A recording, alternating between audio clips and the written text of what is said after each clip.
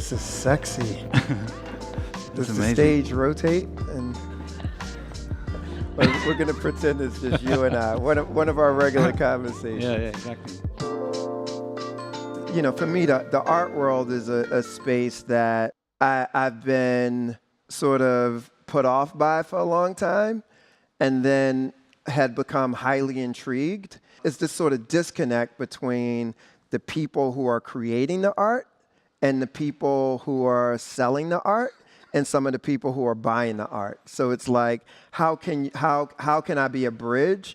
I think one of the biggest issues in the art industry is the lack of transparency, right? I mean, who knows what you should pay for something and how you're supposed to educate people when galleries aren't really helping you understand it?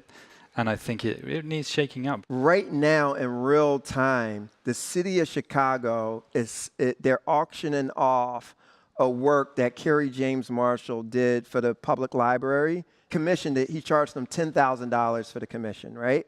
He did it for the city of Chicago, for the public library. They're auctioning it next month, and the estimate is probably anywhere between, let's call it $15 and $25 million. He gets zero. If in the music industry, you get a royalty. Every single time that song's played, you get a royalty through perpetuity. So the fact that artists are making these works and they're selling for millions of dollars and they don't get a piece of it, to me, it's just it's just robbery. We want to give I have a sneaky suspicion you might want to we want to disrupt give the art business the flu.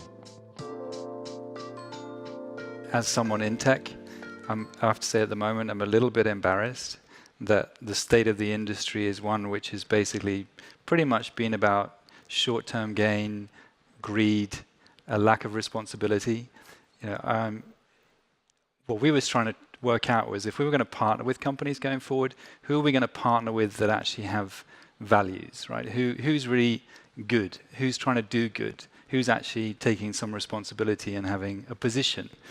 There's been so much talk about being authentic, right? That's been the thing that companies have to be in, and you know they can talk about being authentic and getting into culture and stuff. But I think millennials are seeing right through that crap, and what the focus has got to be now, and just is being real, right, and being vulnerable. And I think we're seeing that in the film industry. We're hearing it in the music industry. It's artists being much more open and real. I think there is a really interesting new space in even a possible new economy, which is, if there was a creative class, which Richard Florida defined, I don't know, 20 years ago or something or other, which was this new movement of people that were going to be in the creative industry and mobilized and freelance and moving away from the service sector to the creative industry. I think with the rise of AI, I think we're going to see a new economy, a new space, which is really going to be focused on empathy, because machines are going to do the rest of it, but the piece that they can't do is empathy.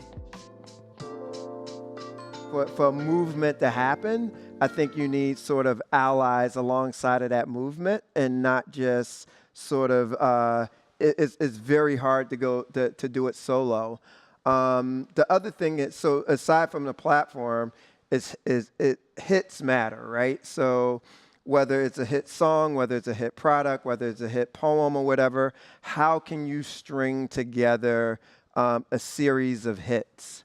Almost like what we've been able to do in music with albums, and what we've been able to do with music in terms of platforms, whether it be MTV or whether it be, some of the social platforms and things like that. It only really happens when you can build a movement and then have a platform that movement can run on. These are our conversations, guys. You got to let in on our conversations.